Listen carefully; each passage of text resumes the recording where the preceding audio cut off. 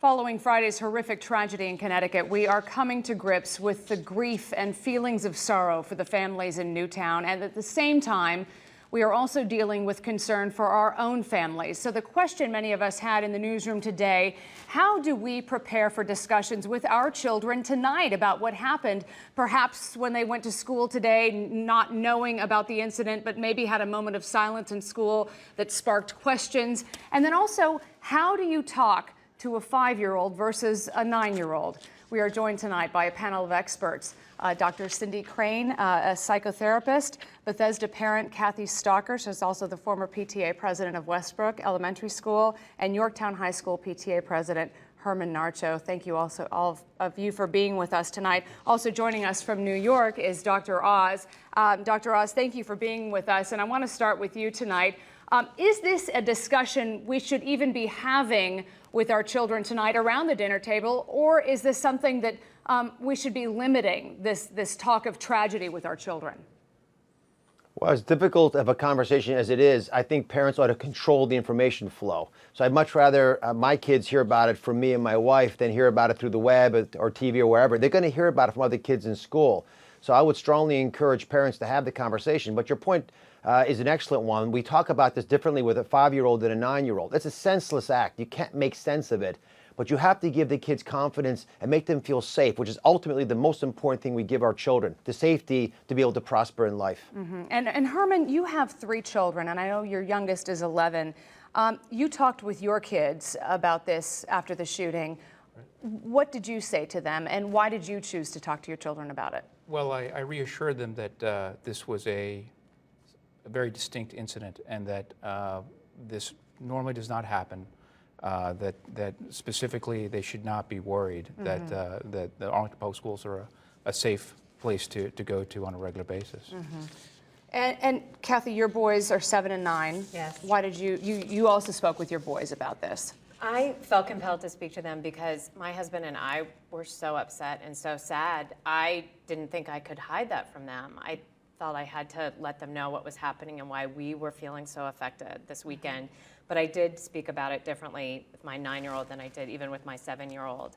And what was interesting is when I talked to my 7-year-old about what happened, he immediately referred to the lockdown drills that are done in his own school. And he said, did they lock the door and pull the blinds and turn off the lights and hide behind the bookshelf, which is how the drills are done at his school, at Westbrook Elementary School. And I thought it was so interesting that he could even relate to how the kids in Connecticut were having to hide and protect themselves. And it helped us explain that hundreds and hundreds of kids did survive because the teachers protected them and their principal protected them. And so even though it was tragic that so many kids did die, hundreds of kids survived. Right, and you talked about the safety aspect of that. Did. Yeah. We Well, did. see, my kids are 2, 5, and 7, and we all spoke about this. I spoke with you about this on the phone. My kids don't know about this, and I shielded them over the weekend from any news coverage. We hid the newspaper, and I read in the Washington Post quotes from experts saying, don't be afraid not to have the conversation. Don't overshare. Cindy Crane, I want to ask you about this. What is age appropriate for telling? What kids should not know about this? Well, you know, I think under 7, kids should be shielded.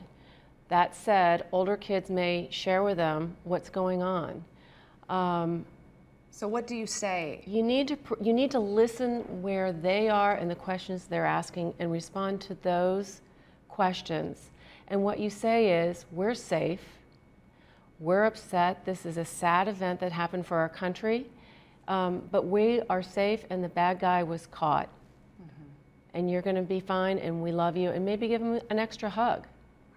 And Dr. Oz, I spoke with a local principal today who said that she noticed parents dropping off their children at school and then turning around and sobbing as they left. How do adults deal with something that's so horribly, graphically in their face and then try to keep that emotion from spilling over into their children?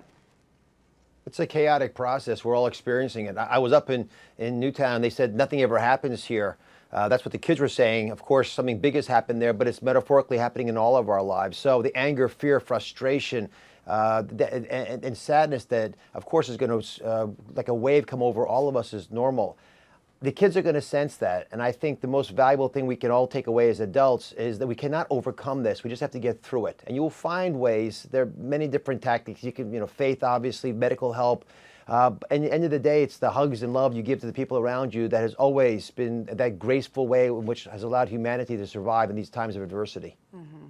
And I think it needs to come from home too, and that's something that we got an email over the weekend from the principal saying that she was going to make an announcement, and it was something we weren't prepared to deal with because we hadn't discussed it with our children. She ended up backing off from that, but there were moments of silence at some schools that were announced that parents weren't prepared to deal with. How did your schools handle this? How did they deal with it at Yorktown? Well, I spoke to the principal at Yorktown, and he said that there was a moment of silence, and they did discuss it briefly.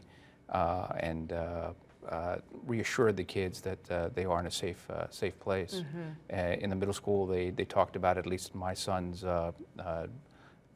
class right before it's called TA, the class right before the beginning of the school, and discussed it amongst themselves. And they're bringing counselors in. Yes, they are. Yeah. And Cindy, at what point do you bring in guidance, bring in professional help? If you start to see your child is behaving in ways you wouldn't expect, if they're younger, not eating, not sleeping, if they're, and for any age kid, acting out more, being more anxious in general, maybe you need to talk about, it's time to talk to a therapist if you start to see those things not resolving. And it's hard to escape the pictures. Turn off the screens. I think that the exposure to 24/7 images is traumatizing. And at some point, maybe just taking a break from it is really important. Okay. Not just for our kids, but for ourselves. All right. Yes, definitely. Amen to that. Well, Cindy Crane, Kathy Stalker, Herman Narcho, and Dr. Oz, thank you all for being with us. I really appreciate it. It's an important discussion, and we'll be living with this for a while, so we need to continue to communicate about this. Appreciate it. Thank you so much.